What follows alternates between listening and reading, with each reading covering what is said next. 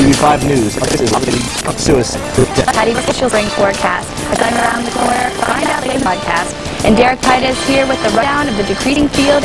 First straight on your coverage. March. NATO airstrikes no word on when the airstrikes will begin. Salinas orders the Supreme Allied Commander in Europe to begin the strike with more than 400 Allied aircraft. Solana's decision came following failed talks with Yugoslavian President Slobodan Milosevic. We will update you with more on this story as details become available. A potential parking lot may be heading to Clarion University. Mark Despotakis joins us now with details. Mark? All right, thanks, Steve. Well, Clarion University Board of Trustees approved the purchase of more than 1 acre of land on Corbett Street. That expands the university's non-taxable property. We spoke with Dr. Heather Haberacker, Vice President of Finance and Administration, about the details of the plan and reaction to an opponent's comments. Take a look. The reason the acquisition whenever contiguous properties would become available, we would want to take a good hard look at them. And these particular properties are very, very deep. So they have a lot of land, so we really could be talking of, if we chose to move in the direction of doing a parking lot, having up to 100 spaces. Haberacker also told me that plans for the acquisition have not been finalized yet. Oh, it still requires the approval of the Board of Governors, which meets in Harrisburg on April 8th. It also requires the approval of the Attorney General's office, the contract does. And in addition, there are contingencies built into the contract such that we would not make the acquisition if the borough would not allow us to use the property in the manner in which we are requesting. Okay. Well, these are the lots that the Clarion University Board of Trustees have approved for acquisition. Local residents I spoke with had no problem with these lots becoming a parking lot, but Clarion Borough Manager Carol Lapinto has a different opinion. Lapinto was quoted in today's Clarion News referring to the loss of tax revenue as saying, "There's nothing we can do about it. People tend to forget not only is this general fund dollars, but dollars for the library, the fire department, and recreation. They're all suffering." And Haberacker's response to this? Well, I mean, I certainly understand the borough's concerns about, you know, their loss of tax base, but I think that's really a broader issue than just the university. I mean, there are other non-taxable properties in the borough, and I think we need to be looking for some broader solutions. Well, it looks like there'll be more information coming from this story in the next few months. We will continue to follow it for you. And two other notes to this. Haberacker also told me that a report in today's Clarion News was incorrect. Trustee Lee James did not oppose the purchase of the land. Trustee Ken Cowdy opposed the purchase. And the other thing was that Clarion Borough Manager Carol Lapinto was out of town today, not available for an on-air comment with us. That's why we had that comment from the Clarion News. Christy? Thanks a lot, Mark. Taking a look at news from the county, the Clarion County Career Center Director John Phoebe has resigned effective next week to take a new job at the Fayette County Vocational School. Robert Kerr was chosen Monday night to serve as the interim director for the Clarion County Career Center. This will be the second time Kerr, a former county commissioner and school district superintendent, has held the position. He served as the center's interim director for a period before the Joint Operating Committee hired John Phoebe as director last year. The board hired Kerr to serve 45 days. And William Kaufman, the center's chief school administrator, said Kerr's term will end June 30th. And our coverage of state news begins in Wilkinsburg, where the teenage mother of an infant who died last week in a Wilkinsburg apartment fire awaits word of whether or not she will be charged in connection with leaving her home alone. Allegheny County District Attorney Stephen Zappala Jr. has not announced if any charges will be filed against the 17-year-old at this time. Authorities say the teenager left her 11-month-old son, Melvin Rudolph, home alone while she attended classes at a job training center. The baby died of smoke inhalation when a faulty space heater caught fire. The DA says charges, if filed, could range from neglect to involuntary manslaughter or even homicide. The Cambria County coroner continues his investigation into the death of an 81-year-old woman at the Laurel Crest Rehabilitation Center. A statement will be released within the next few days concerning the cause of death of Estelle Hessel. District Attorney David Tudalitsky is looking into whether the woman's death was caused by human error. Tulowitzki believes Helsel's death may have been caused by improperly inserting a feeding tube. Also in Crawford County, a man who got his vehicle stuck in a field allegedly stole one truck to try and push it out, and when that failed, stole a second truck to get home. Mercer police arrested Jason Shaw of Conville after Sunday's incident. Police say he was apprehended after he drove the second truck into an embankment, got out, and walked to a nearby home. Shaw was unable to post bail and was ordered held in Mercer County Jail. A Meadville man who killed his wife in a 1997 drunk drive was sentenced to 3.5 to 7 years in prison. Michael Fusi III was sentenced yesterday after pleading guilty to homicide by vehicle while driving under the influence. Fusi's wife died in the April 6th crash in Summit Township, where she was a passenger in a car driven by her husband. A prosecutor says Fusi had an alcohol level of 0.24, which is more than legal limit. A Fire Altoona police officer has pleaded guilty to stealing heroin, cocaine, and marijuana from a police evidence room, is fighting to stay out of jail. Anthony Panagopoulos was sentenced 2 weeks ago to 6 months in prison. Excuse me. Now his defense attorney wants the judge to change the sentence to send him to a treatment center. The defense attorney claims District Attorney David Gorman supplied incorrect information. He says the 6-month sentence may be illegal. Yesterday, a Logan police officer and a retired Altoona detective filed affidavits disputing Gorman's claim that the drug thefts hindered prosecution of their cases. Patrons at a Pittsburgh area bar apparently turned the tables on 2 would-be robbers earlier today. Police say the pair went into the bar on the 900 block of Chartiers Avenue at about 1 this morning carrying sawed-off shotguns. Witnesses say some patrons stood up to the robbers and surrounded the pair. At least one of the accused was hit on the head with a chair and required treatment at a local hospital. Both were arraigned on charges in city court earlier today. Was it pilot error or a mechanical glitch that caused a Boeing 737 to crash Pittsburgh in 1994? Government investigators say there's evidence to suggest rudders on 3 Boeing 737s reversed direction on their own, leading to 2 crashes and a near mishap. The findings were unveiled at the National Transportation Safety Board hearing in Springfield, Virginia today concerning the 1994 crash of U.S. Air Flight 427. One NTSB member said too many assumptions are involved in this conclusion. U.S. Air Flight 427 had left Chicago and fell more than a mile before slamming into a hillside short of Pittsburgh International Airport. All 132 people on board were killed. A West Virginia man has been charged with aggravated assault and attempted kidnapping after allegedly hitting a Greene County girl in the head with a pipe while she was chilling. David Deek of Morgantown, West Virginia, was arrested by state police yesterday after a woman said he matched a composite sketch that appeared in newspapers. Greene County District Attorney David Pollack says Deek admitted to assaulting the 13-year-old girl in Mount Morris on March 13th and also admitted to attacking a girl in January. 2 Philadelphia men face charges of running a child pornography business in an apartment building. Police charged 24-year-old William Truitt yesterday with statutory sexual assault, indecent exposure, corrupting the morals of a minor, and printing and distributing child pornography. Concurrently, police have also brought a case against a man known as Big Daddy Red, who is also facing charges in the child pornography ring.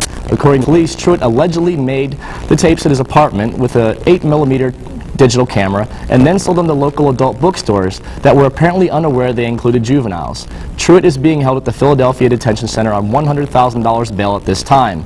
A third person has been arrested in connection with the illegal videos. 20-year-old Eric Richardson is charged with rape and related offenses. Stay TV5 News for future updates. And coming up on TV5 News, Patty Boberg is live in the TV5 Weather Center with your first springtime forecast. But first, find out how one police officer found an ATV to be a real drag. It's all ahead as TV5 News brings coverage closer to home. Standing out from the crowd is easy, man. You stop in at Fashion Bug, located in the Clarion Mall. Whether you're looking for junior trendy, girls, or women, they have it all with many different styles. With our newly expanded shoe and accessory department, you're surely to find that special touch to enhance that new outfit. And if you have a fashion question, our experts are here to help. That's Fashion Bug, located in the Clarion Mall, just off Exit 9 of Interstate 80. Open Monday through Saturday, 10 a.m. till 9 p.m. Sunday from noon till 5. Fill your tummy with the things that are yummy at the Donut Hut. Our menu not only offers a variety of donuts, but many new items such as bagels and egg-buns. The Donut Hut also offers a daily lunch special for only $1.95. Stop by on Mondays and receive a small coffee and 2 donuts for 99 cents. Thursdays offer a 10% discounts to students. That's the Donut Hut, located on Main Street in Clarion. Open Monday through Saturday, 5 a.m. to 8 p.m. On Sundays from 5 a.m. to 6 p.m. Tell them that you saw this commercial on TV5 and receive a free donut at the place with donuts and a whole lot more. And welcome back to TV5 News. An Oil City police officer fired a shot at an ATV because the operator began dragging another officer. Police Chief Rob Moyer said there was no intent on the officer's part to fire the weapon toward the person operating the ATV. His only desire was to change the course of action occurring that could have put the other officer in serious danger. Moyer's comments came in an interview with the Oil City Derrick where he explained the circumstances of the Wednesday shooting involving Sergeant Lonnie Knight and Officer Tracy Montgomery. Prior to Monday, police had released little information. The night the shooting occurred, they issued no press report. And attorneys agreed Monday there just weren't enough potential jurors in the courthouse to pick juries for 8 criminal trials plus a murder trial. So another jury pool will soon be called for Kevin Paul Mangintani's murder trial in Clarion. He is accused of shooting his girlfriend, Terry Adams, at their New Bethlehem home. Defense attorney Jack Lowe Jr. said the jury will be selected on the opening day of the trial, which is expected to last 4 days. A court employee said it should take about 6 weeks to bring in another jury. We'll keep you updated as this story unfolds.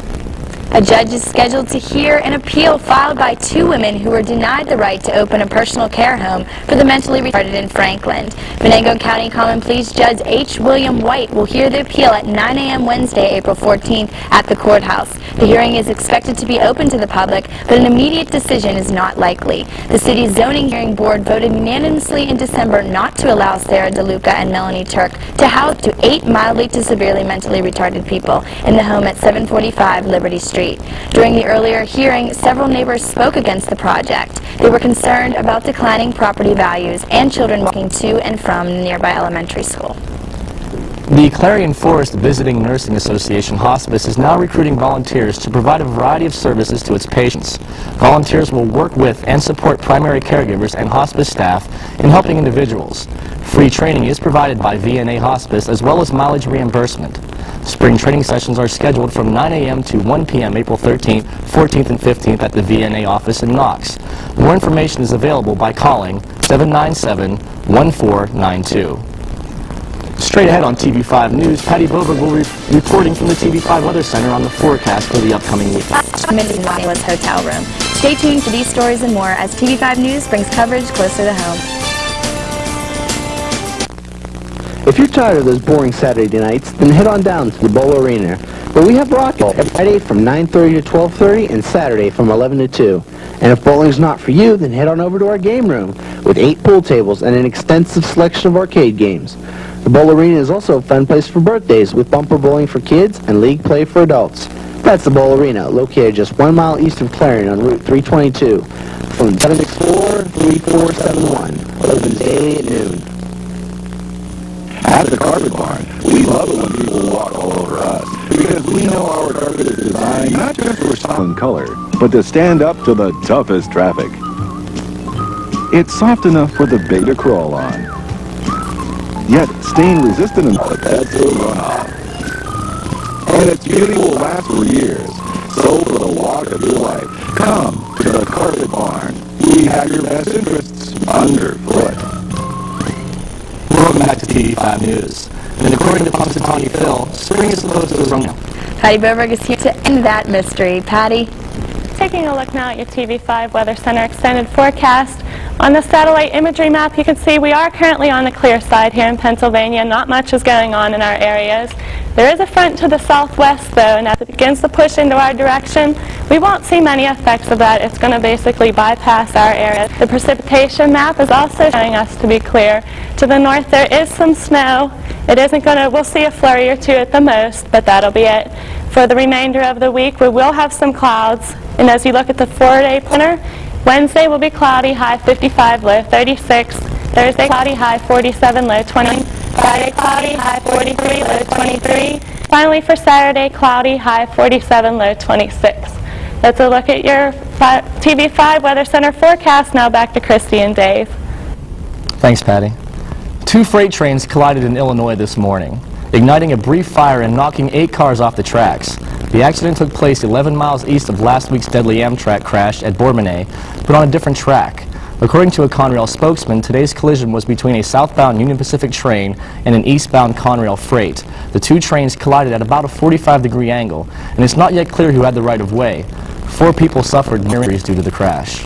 NBC's Suddenly Susan morning of its own. 28-year-old David Strickland, who played Todd, was found dead yesterday in a Las Vegas motel room, hanging from a bedsheet he had strung from a ceiling beam. NBC says it's too soon to make any comments or decision regarding the impact of Strickland's death on the show. The unavoidable situation of how to remove the character of a popular sitcom is one that writers will have to wrestle with in the coming weeks. Dr. Jack Kevorkian will be acting as his own lawyer. Kevorkian is accused of murder in the death of Thomas York, a man who suffered from Lou Gehrig's disease. York's widow was called as a defense witness by Kevorkian earlier today, in which she testified that Kevorkian's only intent in her husband's death was the ease of suffering. Kevorkian was facing trial 4 times before on assisted suicide charges, but has never been convicted. This time, Dr. Kevorkian will be the one awaiting sentencing. An Emmy-winning TV anchor says her station's new management thinks she's old news. 47-year-old Sarah Lee Kessler of New Jersey-based WWTV, she was fired from her long time in 1994 because she was too old. Kessler explained that problems began when the station was sold to new management in 1992 that was on a mission to target younger audiences. Kessler testified in court yesterday during the first day of her age, sex, and religious discrimination lawsuit. The station's attorney calls Kessler a prima donna who couldn't accept her demotion from anchor to reporter. And after this break, Derek Heide is at the sports desk with scores and highlights from the NCAA tournament, as well as basketball and hockey box scores.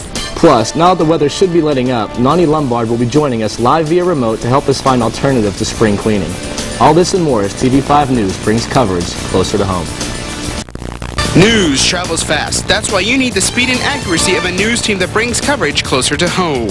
Every Tuesday and Wednesday night, join TV5 News for Clarion's only live local newscast on television at 8.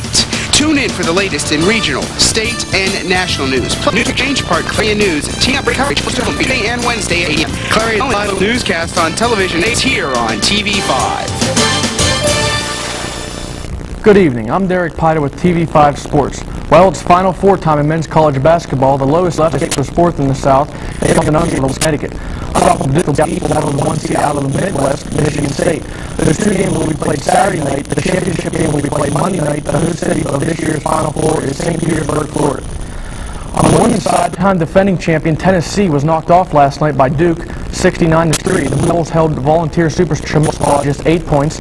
Georgia Swites led Duke with 22 points. Duke is trying to become the first school to win both men's and women's national championships in the same season.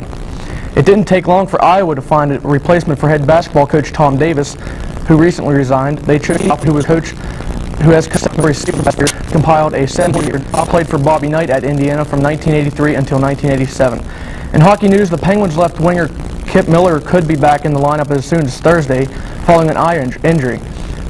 Miller injured his right eye Saturday against Nashville. The Penguins will beat New Jersey. Investors bid to buy the Penguins included a provision that says the team could move if the city didn't build a new arena within 4 years. The Pittsburgh Post-Gazette obtained a copy of the plan, which was circulated to potential investors last month. In baseball news, Pirates manager Gene Lund said Jose Guillen is ready to start the season's first 2 weeks of spring. General manager Cam Bonifay doesn't sound as convinced. When asked how he thought Guillen was playing since arriving in camp, Bonifay replied, okay. Guillen is batting .267 with 2 RBIs in his 10 days in camp. In pro basketball, it was the Lakers over the Mavericks 6-93. Michael Finley led the Dallas with 23 points. Shaquille O'Neal led Los Angeles with 25 points. Dennis Rodman grabbed 15 rebounds. The Rockets got past the Wizards 110-100. Hakeem Olajuwon had 32 points for Houston. Chris Webber led Washington with 29 points. Rockets won the games. The next 92-76. Get Payne scored 26 points for Seattle. The Sonics held Philadelphia superstar Allen Iverson to just 14 points. The Bucks used their highest scoring game of the season to beat the Pistons 115-86. Ray Allen had 19 points for Milwaukee. Owen Robinson chipped in with 18.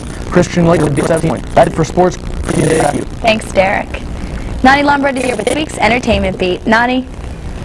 Good evening. Here's a look at what's happening in the Clarion area.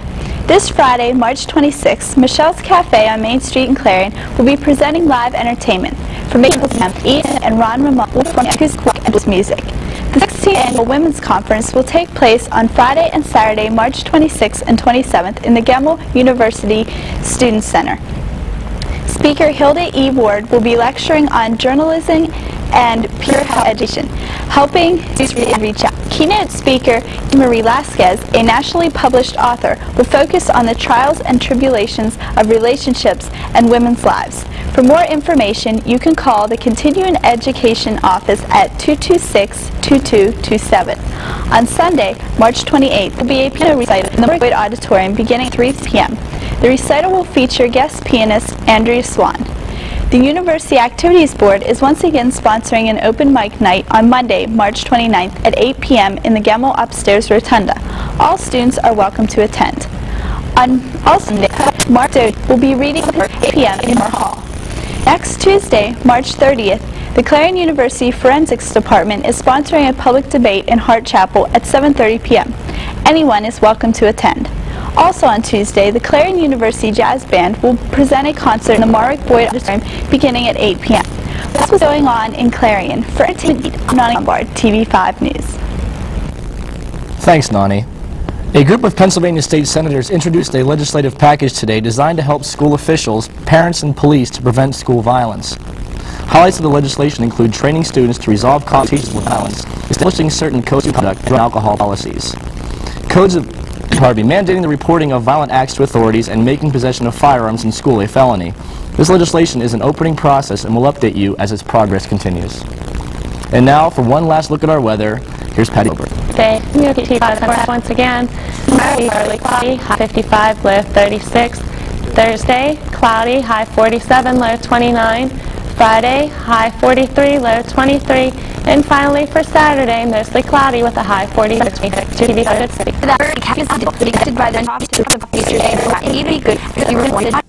And Rodeo. While there's Phil. O'Donnell has 16th wrong, and the senior show dropped 10%. And that wraps up this edition of News. For Dave Marcus, Patty Goldberg, Derek Pida, Nani Lombard, and the entire TV Fans team, I'm Christy Gilbert. Good night.